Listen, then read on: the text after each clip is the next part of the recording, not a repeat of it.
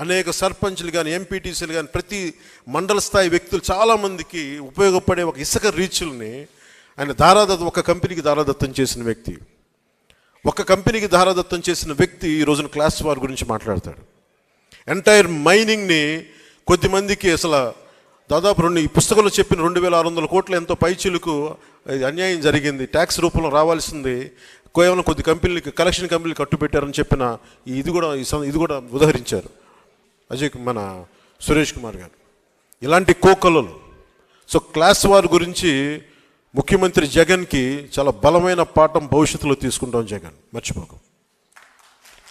ఏ అమరావతినైతే, ఏ ప్రజలనైతే, ఏ ఆంధ్రప్రదేశ్ ప్రజలనైతే మీరు హింసించారో, ఏ ప్రజలనైతే మీరు విధ్వంసానికి గురి చేశారో, జీవితాలని చిన్న భిన్నం చేశారో, గుర్తుపెట్టుకోండి జగన్.